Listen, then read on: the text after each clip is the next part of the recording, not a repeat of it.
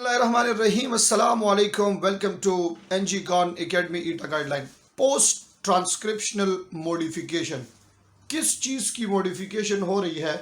Post transcriptional modification of messenger RNA.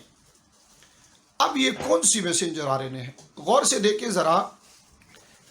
वो RNA जो हमारे पास बना है ट्रांसक्रिप्शन के प्रोसेस में।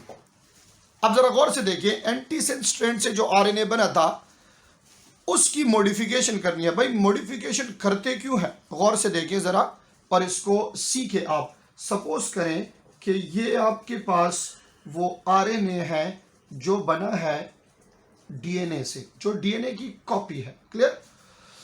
अब जब ये न्यूक्लियस से बाहर निकलता है, and suppose this one is a nuclear membrane, ये हमारे पास न्यूक्लियर मेम्ब्रेन है। इस न्यूक्लियर मेम्ब्रेन से इस आरएनए ने बाहर आना है। बट अगर आपको याद है, मैं इससे पहले के लेक्चर में भी बता चुका हूं कि ये सिर्फ और सिर्फ यूकेरियोट्स में होगा, प्रोकैरियोट्स में ये नहीं होगा, क्योंकि प्रोकैरियोट्स में न्यूक्लियर मेम्ब्रेन होता ही नहीं है। जब ये ये आरएनए यहां से राइबोसोम तक आता है, for which process? For the process of translation. For the sake of translation इसने आना होगा राइबोसोम तक। ये जब राइबोसोम तक आता है तो रास्ते में दो एंजाइम्स होते हैं। एक होता है न्यूक्लियेज और दूसरा एंजाइम होता है फॉस्फेटेज। ये दोनों एंजाइम्स इस मैसेंजर आरएनए को नुकसान पहुंचाएंगे। क्या नुकसान पहुंचाएंगे? न्यूक्लियस इसमें फॉस्फोडाइईस्टर बॉन्ड की ब्रेकडाउन करेगा, फॉस्फेटेज इससे फॉस्फेट को रिलीज करेगा। अब इन दोनों से बचने के लिए आपने क्या करना है? So the very first process is addition of cap and tail. आपने केप और टेल की एडिशन करनी होती है। केप क्या होगा और टेल क्या होगा? गौर से देखिए जरा। ये केप जो है ये बना होता है 7 मिथाइल जीटीपी से, और ये टेल जो है ये बना होगा पॉली एडेनिन टेल से। इसमें 30 to 500 एडेनिन न्यूक्लियोटाइड्स होते हैं। अब इसको कैसे लगाएंगे?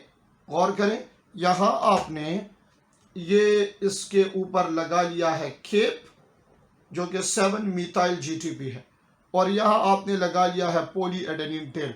अब ये क्या कर रहा है? ये इस मैसेंजर आरएनए को प्रोटेक्ट कर रहा है। किस चीज से? न्यूक्लियस और फॉस्फेटेज से। क्लियर हो गई ये बात? पहला स्टेप तो हो गया है addition of cap and tail. दूसरा स्टेप आपने पोस्ट ट्रांसक्रिप्शन में क्या करना होगा? That process is called RNA splicing. Now what is RNA splicing? So this is very simple. ये जो आरएनए आपने बनाया है, इस आरएनए में कुछ नॉन फंक्शनल सीक्वेंसेस होंगे। इस आरएनए में कुछ नॉन फंक्शनल सीक्वेंसेस होंगे। तो हम स्प्लाइसिंग किस लिए करते हैं? This is actually removal of intron. आपको याद होगा स्ट्रक्चर ऑफ जीन में हमने कहा था non functional sequence is called intron. Removal of intron from this messenger RNA. Clear? दो प्रोसेसेस आपने किए हैं। एक्चुअली यहां पे हुआ क्या है? यहां पे हुआ क्या है? आप गौर से मेरी तरफ देखें। प्रोसेस ये हुआ है, ये जो आरएनए आपके पास बना था न्यूक्लियस के अंदर, this is called primary messenger RNA, जो कि नॉन फंक्शनल है। प्राइमरी मैसेंजर आरएनए जो कि नॉन फंक्शनल है। अब होगा क्या? हम इस प्राइमरी मैसेंजर आरएनए को कन्वर्ट करेंगे एक सेकेंडरी मैसेंजर आरएनए में। यानी सेकेंडरी मैसेंजर आरएनए जो है हमारे पास, ये कौन सा आरएनए होगा? अगर आपसे क्वेश्चन पूछा जाए out of this two which RNA is functional RNA, तो सेकेंडरी आरएनए हमारे पास क्या होगा? ये फंक्शनल आरएनए होगा। How you can convert a primary non-functional messenger RNA into secondary functional RNA? So there are two processes. One is addition of cape and tail, and the other is the process of RNA splicing, यानी कि removal of non-functional sequences. तो ये दो processes post transcriptional modification. अब जो आपके पास ये RNA है ये इजीली आ सकता है राइबोसोम्स तक। जब राइबोसोम पे आएगा तो वहां इसमें प्रोसेस ऑफ ट्रांसलेशन होगा, और जब ट्रांसलेशन होगा तो ये amino acids combine and form polypeptide chain.